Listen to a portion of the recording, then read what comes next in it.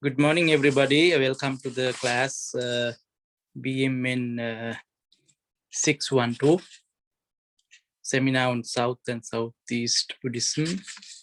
Here we go, and this is the fifth week of our schedule. I hope everyone is doing well. And as you have seen in the previous classes, now we are looking at the spread of Buddhism in India, and in our future sessions, we'll be looking at how Buddhism spread into South and Southeast Asian countries. So the last 2 weeks, we were looking at Theravada Buddhism, how it was originated in India and it spread in India, not outside of India, but only inside India. And then last week we were focusing on Mahayana, Mahayana Buddhism, and how it arose and how it spread across India. And today, my focus is, as you may know, there is the other branch of Buddhism, which is very popular nowadays. Very popular. It's called the Vajrayana Buddhism. Vajrayana Buddhism, or there are many names used actually, accepted names, Vajrayana or Tantrayana, and sometimes it's called Mantrayana. See, many words, huh? That itself shows that it is so popular. You can either say Vajrayana, Tantrayana, or Mantrayana. These three words are usually used, but Vajrayana is more popular. Vajrayana is more popular. What do you mean by Vajrayana? You already know the word yana, like in Mahayana and Hinayana. You saw the meaning of yana means vehicle, a wagon, a vehicle. So as you saw in Mahayana, Maha means greater, great vehicle. Hinayana, lower vehicle. And this one is called Vajrayana or Tantrayana. Vajra means diamond. Diamond, or another word is thunderbolt.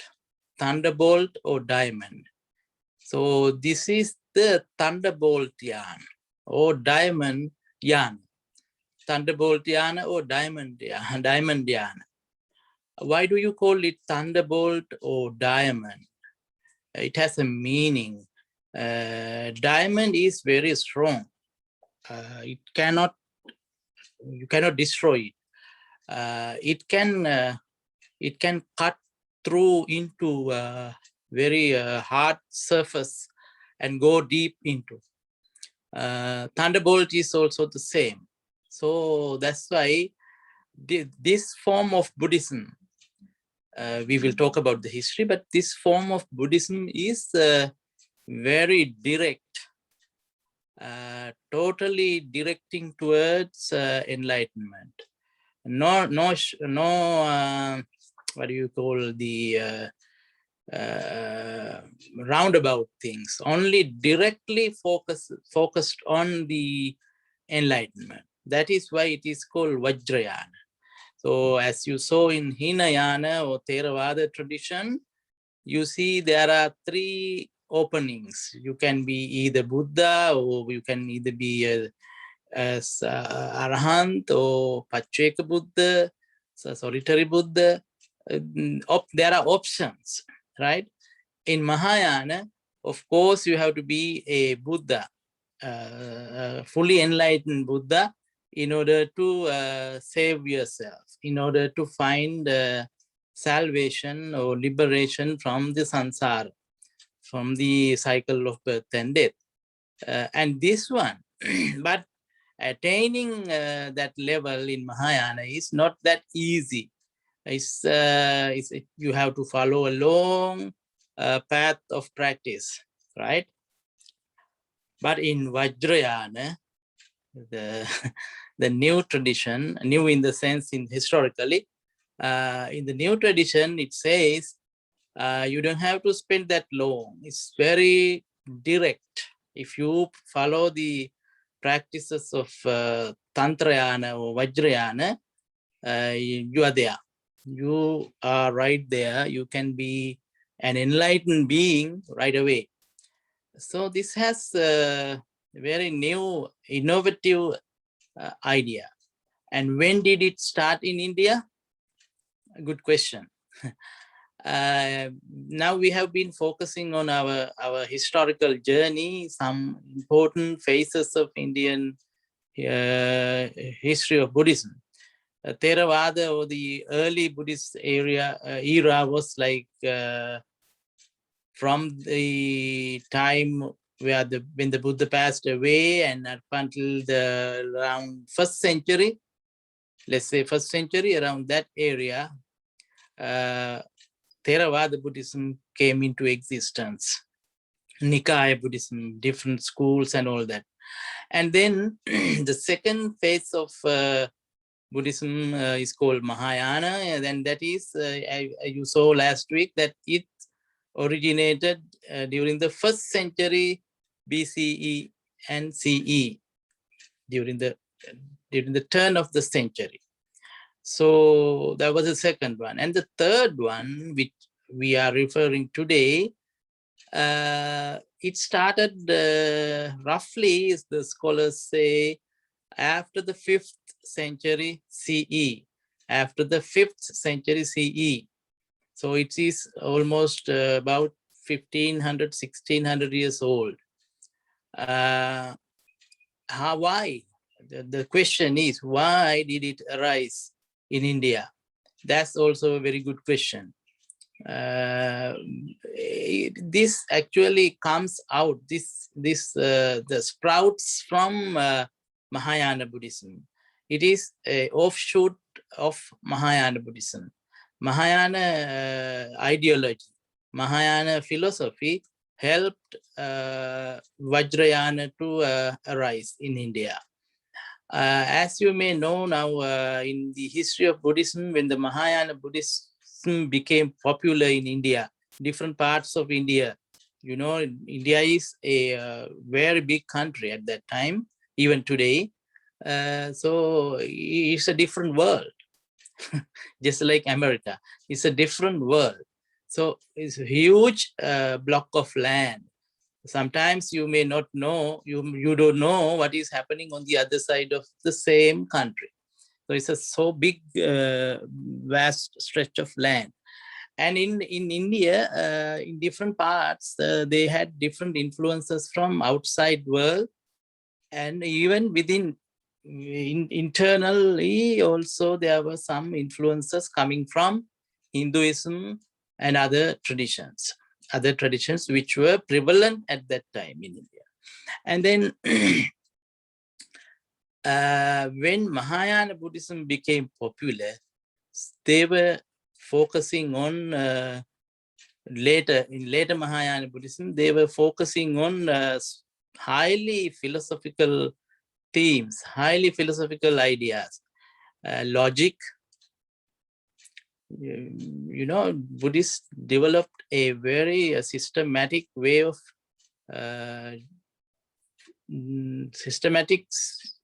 very high system of logic.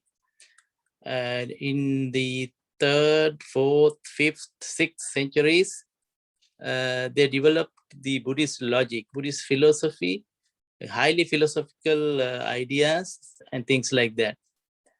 And they started universities in India. Buddhist universities. There were about 5, 6 Buddhist universities. And one of them very popular one is Nalanda University. Even today, if you happen to go to India, you can see the architectural remains of that university. And another one on the western part of India was Wallaby University. Wallaby. Those are centers of monastic centers of education they focused on not just on Buddhism. They were teaching many other secular subjects like science and alchemy. Alchemy is how to make your life longer and so on, things like that. Medicine, Ayurveda, and many other areas. Philosophy. So in these universities, the monastics, the monks, they became highly scholars. They were focusing on the philosophical aspect of Buddhism, and they were developing new things in the universities. So universities are, research centers. So in the Buddhist universities, they were also like research centers, educational institutions providing access to scholars and students to engage in research. So these universities, plus there were many other scholarly monks, scholars, philosophers, they were focusing on highly philosophical systems, philosophical ideas.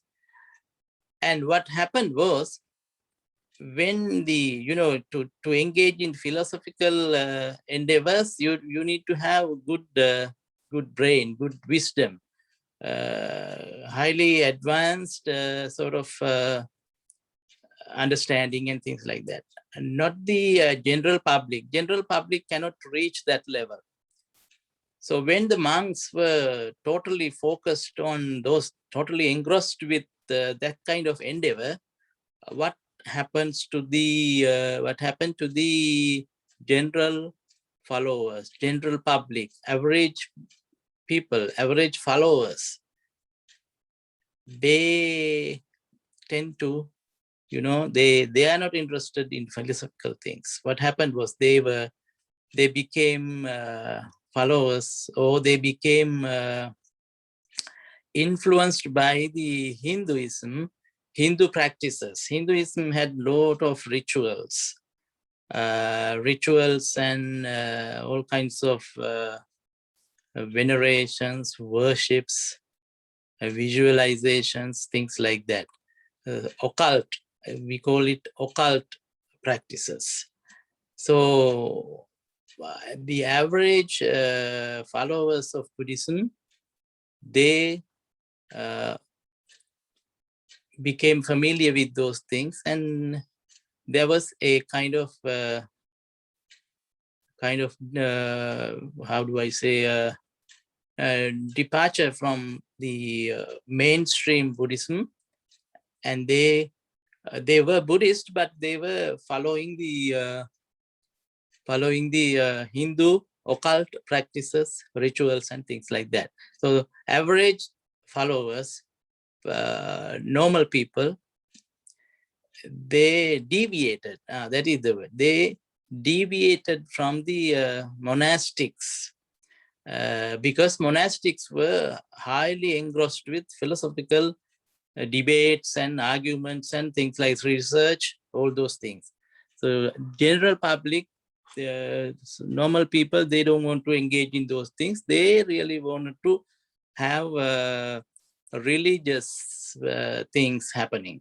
Religious things. Really, when I say the religious things, that means the sort of worshipping, veneration, engaging in ritual activities. Even today, you see rituals are in any religion, certain kind of rituals, symbols and rituals. So what happened when we are focusing on this area, what happened was, during after the 5th century, actually, 5th century CE, this trend became so popular, and a new shoot came out from the main tree. Main tree means the Buddhism. A new shoot came out, and that new tradition is identified as Mantrayana or Tantrayana or Vajrayana. 3 words. Vajrayana, Tantrayana, Mantrayana. In English, we call it esoteric Buddhism. Sometimes in books you you will see esoteric means direct, some kind of secret teachings. So this form of Buddhism has a kind of hidden teachings. You have to be really wise to unearth the hidden teachings for your practice. So Mantrayana Buddhism and Tantrayana, they became popular after 5th century onwards. Let's say 5th century onwards. If we focus on the history, and in India, there were many followers of this tradition. Monks are not the most important character, most important figure in this branch of Buddhism. They are not really focused on following the precepts and practicing Buddhism, like doing meditation and things like that. They were doing meditation, but it's totally different from the way that it used to be. So they came up with the new innovative concepts and ideas. One of the good things that I'm just giving you the gist or the summary. One of the focus that you have to pay attention to is in this form of Buddhism, as I told you, they call it the accelerated path. This is the accelerated path to enlightenment, because Mahayana and Theravada paths are not accelerated. They are lifelong process. Whereas this tradition says ours is accelerated. So their vehicle should be very fast. Hinayana, they call it slower vehicle, Mahayana, the greater vehicle, and this one, accelerated vehicle. You have more power now, more speed. So Tantrayana, Vajrayana has more speed, accelerated path to enlightenment. The teaching, all these traditions are trying to attain the supreme enlightenment, but the path is a little bit different. That is the thing. So for instance, Los Angeles is there. You can have access to Los Angeles in many different paths. Some paths are kind of tiresome and difficult to follow and takes time. And some paths are very direct and you are right there. If you follow the freeways, you will be right there in the same way. I mean, I'm just giving you an analogy to understand this thing. Theravada, Mahayana, and Vajrayana are that kind of differences. But they all are trying to reach Nirvana. Even though the path is different, they all are trying to reach that status. Just like even you follow the surface road or the freeway or whatever, we are trying to reach LA, Los Angeles. So in Tantrayana Buddhism, in Vajrayana Buddhism, there are 3 important things. You have to remember these three things. You will find this in your midterm or in your final, hopefully. One thing is mantra. You must have heard this word, mantra. Mantra is a sacred syllable. Syllable or a sacred phrase. In this tradition, the followers of this tradition, they usually repetitively chant, repetitively say a certain phrase which has a power, as they explain it. It has a certain higher power embodied in that sacred statement, sacred syllable or sacred phrase. And once you keep chanting it, once you keep repeating it, you get that power into you that will break through the defilements in you, and you will be able to get access to the whatever the thing that you expect. It will remove the blockage. That's how they say. So, and also it protects you. It will protect you, protect your mind from the negative mental states if you keep chanting that thing. For instance, I don't know whether you most of you are coming from Mongolia, so Mongolia is very popular in this tradition, and the monks or the followers of Mongolian Buddhism, not just Mongolia, many other countries too, they keep chanting a short phrase like Om Mani Padme Hum, Om Mani Padme Hum, Om Mani Padme Hum, like that. There are many in your language, maybe, I don't know, maybe many other parallel mantras. They are called mantras.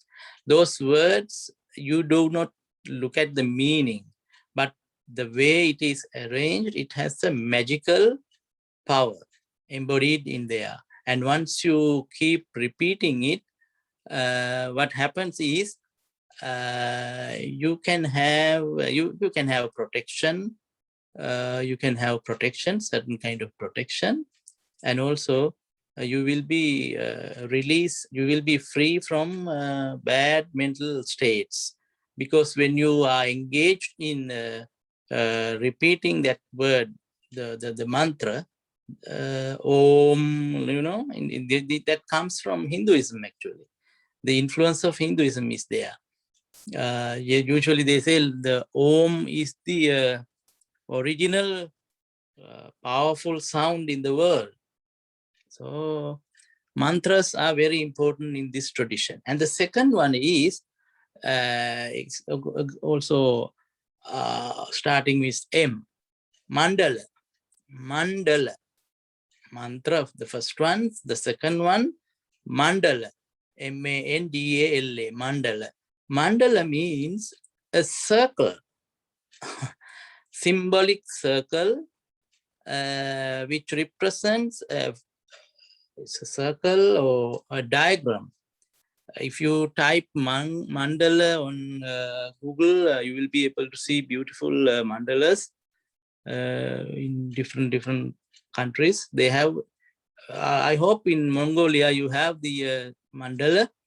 They create the higher world on earth. They in a diagram way, in a circle, heavenly Buddhas appear in there. Heavenly Buddha worlds are there, and you visualize about the heavenly Buddhas in the mandala, and then your mind is not focusing on anything else. It's like engaging in meditation. When you create that mandala and when you visualize, when you are in that mandala mentally, you are away from defilements. That is the second one. And the third one is called the Mudra. Again, starting with the letter M, Mudra, M-U-D-R-A. Mudra is again a symbol. It's symbol, or what do you call a ritual gesture, like different, like this or this, many gestures and bodily postures, of course, physical hand movements and the physical body movements, so that it creates, symbolically represents the higher power, or symbolically you are in the realm of the Buddhas, and bodhisattvas. So these three things. Now mantra is your word. Mudra is your body, right? When you are in certain postures, certain when you are showing some mystical gestures, your body is in action. So the word, body, and the mandala, you are visualizing Buddha's world in that circle, and then your mind is also in there. So body, speech, and mind, mudra, mantra, and mandala. Mudra, mantra, and mandala. Body, speech, and mind. All these three things means total you, right? Body, speech, mind means total me, total person. So the total person is fully engaged in the practice. You do not have any other thing in your mind, or you do not speak any other thing, or you do not show any other gestures or postures in your body. So all 100% you are in there. So if you do like that, then enlightenment is easy. Enlightenment is there. Otherwise, if you focus only one thing, like, oh, I'm going to practice making my words pure, or making my actions pure, you separate them, and then it takes longer time. So why not put full attempt, your body, mind, and speech together to reach there? That kind of philosophy. So in Vajrayana or Tantrayana Buddhism, these mudras and mandalas and mantras are powerful things to attain the enlightenment. So that's why in Tibetan Buddhism is so popular now in the world, because of Dalai Lama. In Tibet, of course, this form of Vajrayana Buddhism is it became so popular, and people embraced it with their lifestyle and the things. And not just Tibet, all other countries has some effect of this, but even China has some Vajrayana practices.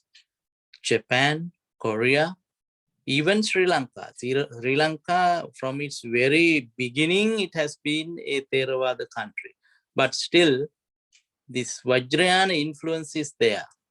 Chanting and things like that came out of this tradition. It became popular in Sri Lanka and Mongolia. Most of you are from Mongolia, so you might be aware of it. You have these Vajrayana practices, Vajrayana or Mantrayana rituals and things like that. Monks and in the other thing is, in Vajrayana practice, the highest, the guru, the teacher or the master is called Siddha. Siddha.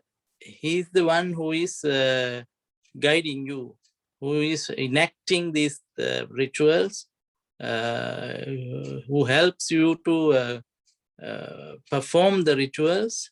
He is called Siddha. So in Mongolia, I have never been there. In your country, hopefully you must have seen these things. It has a magical component in this Buddhism. And also they have certain rituals like, prayer wheel, turning the wheel. That's also a mudra, a certain kind of symbolic representation. And the other thing is circumambulation, the turning around, walking around, working around on a sacred object, sacred place. If you happen to go to India, I have seen at the Bodhi tree at Bodh Gaya, Tibetan monks and lamas and many others, Tibetan people, they circumambulate the Bodhi tree. They go around the Bodhi tree, posturing, prostrating, very hard work. And in most of the Vajrayana temples, during the day, they perform these rituals. It's a kind of meditation, and their bodily work is involved. For a Westerner, they might say, oh, the crazy thing, there's a form of exercise, but it has a meaning for them. Within their tradition, it has a big meaning. That's why they perform. That's why they are still alive. So today, the famous monk, the Yasto, the Dalai Lama, 14th Dalai Lama, because of him, even Vajrayana practices, Vajrayana Buddhism became popular. Even in the United States, you find Vajrayana centers, and it is in the media, so popular.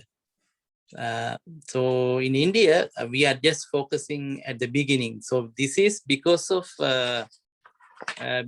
Mahayana Buddhism. Mahayana philosophy is here. Mahayana philosophy appears in a different way in this tradition. So it is not out of the blue. It didn't come out of the blue. It is a development from Mahayana Buddhism, because they believe in the same Buddha and the Bodhicitta. All those teachings are there. So in order to attain that level, in order to reach there, get access to it, the path they are following is different. Not just sitting meditation, different practices, or not just engaging, following the precepts, not that important. Precepts are a barrier according to their interpretation. So Theravada Buddhism, of course, they are fully focused on following the precepts. But these people, they say, precepts, if you are caught up in precepts, it will itself become a barrier for your enlightenment, because you are following the precepts. Sometimes it's correct. So in their religious rituals and practices, they do not consider the precepts so much. And also, interestingly, they have some sexual content in their practices. According to their understanding, the world is there because of two forces. One is male, the other one is female. In other words, they interpret it as head and heart. Head is wisdom, heart is compassion. So compassion and wisdom, these two things, male and female, these two things should join together. Otherwise, you are just only one-sided, which is the very good idea. And in Buddhist history, Buddhist tradition actually focuses on something like that. Even the Buddhahood, when the Buddha attained enlightenment, Sakyamuni Buddha attained enlightenment, that means he developed his wisdom and compassion to a par level. The balance between the head and heart, the balance between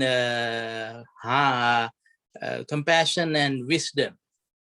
The problem today is we are either developing our head. When I say head, it means knowledge, understanding, wisdom. What you are doing is you study certain subjects, certain professional things, and you develop only that area. You become a doctor, engineer, or any other professional, only developing one side. but you are not developing your heart. You do not have love, affection, compassion towards others. That's why today we see the world has a big problem. They are only focusing on one aspect, one section. Either you are going to, mostly nowadays, you are going to develop your head, wisdom, knowledge, whatever other word you want to use, intellect. The good word is intellect. You are only focusing on intellect. But remember, we have instincts. The opposite word is instinct. Instincts means your heart, compassion, love, affection, loving kindness, all those things. Human race can exist based on these things. Even today, you see, when this pandemic situation, if you are only lopsided to the knowledge only, if you do not have compassion and love towards others, how can human race continue? I'm not trying to teach you different things, but just think about those things. It is because of the union of these two things. You need to have intellect, you need to have reason, you need to have wisdom, understanding, knowledge. At the same time, you need to have compassion and feelings for others. Especially in this period, you must be able to experience, witness this thing. If you do not have feelings towards others, compassion towards others, you are harming yourself. Not others, but you are harming yourself. So that's a different story. Anyhow, in Tantrayana or Vajrayana Buddhism, the significance is that they explain that there should be a unison between male and female, or between these two forces, head and heart, between compassion and wisdom. That's why I just told you that they have sexual practices too. Sexual practices in visualized manner. Because union, male and female union, we take it as badly today, sexual practices. But the idea is that with this union only, things can be produced. Union of male and female forces. So there are many different sort of sexual practices, and you will see different mudras, even mudras, symbols depicting sexual things in Mantrayana or Tantrayana Buddhism. But those are not bad things according to their understanding. They have a very higher level of understanding. And very important thing is that, so I told you at the beginning, this is the direct path, accelerated path. So they say samsara and nirvana, you know the two words. Samsara is the cycle of birth and death, suffering, and all kinds of distress and dissatisfaction. Nirvana is the freedom of all those negative things, and it will be the ultimate happiness. So in this tradition, they say these two forces, just like male and female, just like the other two dichotomies that I showed you, they are together. Don't ever think that nirvana is somewhere else. It is right here in the samsara itself, which is a very beautiful idea. And that idea comes from Mahayana Buddhism. Mahayana Buddhism popularized that idea. And out of that idea, Vajrayana made use of that idea into their system of philosophy and their system of practices. So this is what Vajrayana Buddhism is. And after a few centuries later, actually, when the monks were, Mahayana monks and the other monks were engaged in debates and research and philosophical endeavors, the average people, normal people, tended towards these things, these practices. They were very easy things to do, rituals. Rituals are very easy things you can perform. So performing all these things, a blend of Hindu practices and all kinds of things. And in India, what happened was in the 10th and 11th centuries, 9th, 10th, 11th centuries, Buddhism became decadent. It became almost extinct. Also outside forces helped with, because the Muslim invasion in the Western India, Turks from Turkey, a lot of Muslims, they invaded India, Western India, and they destroyed all those big universities, Vallabhi, Nalanda, and all those universities. Imagine huge universities, about 6-7 storied buildings, libraries, lecture halls, and also there were residence halls. All those things were burned. Very pathetic. Muslim invasion destroyed all that civilization, Buddhist development in India, with the power of their, fighting power or whatever. Monks were burnt down. They got killed, massacred. Monasteries were destroyed, looted, burned. And it's said that in Nalanda University, if you happen to go to India, Nalanda University, still today you see the burned burnt items there. It is a sad thing in the history that Muslim invasion destroyed all of them. So Buddhism became disappeared. They could not fight against the Muslim invasion. Buddhism teaches about compassion and loving kindness and all those things, and they were not raising arms against Muslims, and they retreated.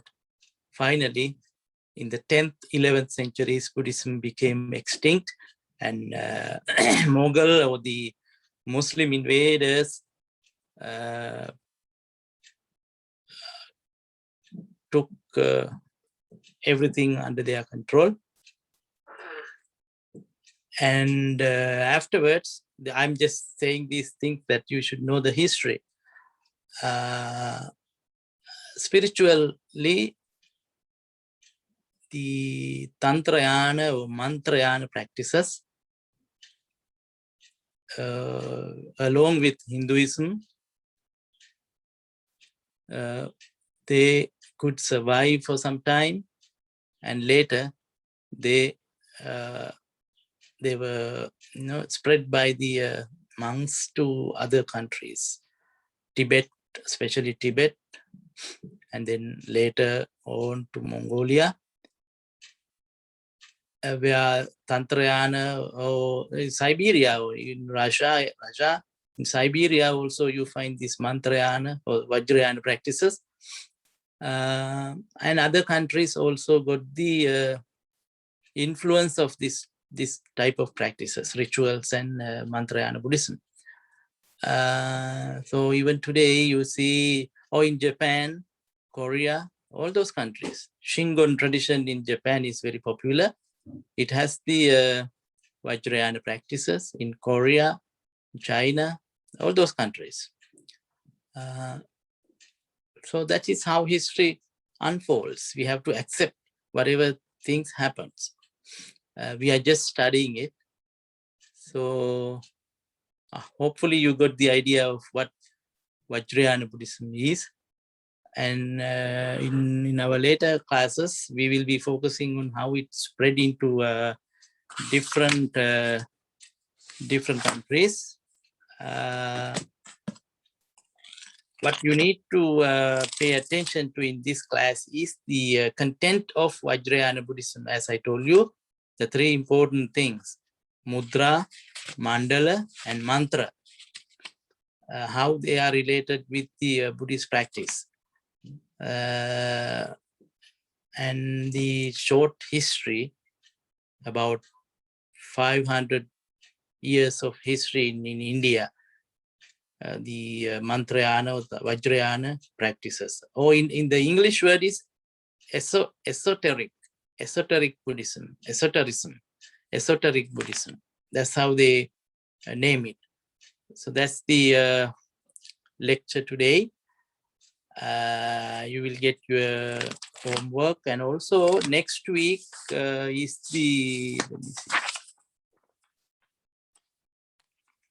This is the week 5, 6th week. We have the midterm. Next week we have the midterm. So get ready for the midterm. You will be getting some questions, answer them and submit them. And as usual, let me repeat again and again that you have to submit your homework in Word format, please. In Word format with your name mentioned there. If you have any questions, please feel free to email me. That's it for today. So have a good weekend or have a good week. Do the homework.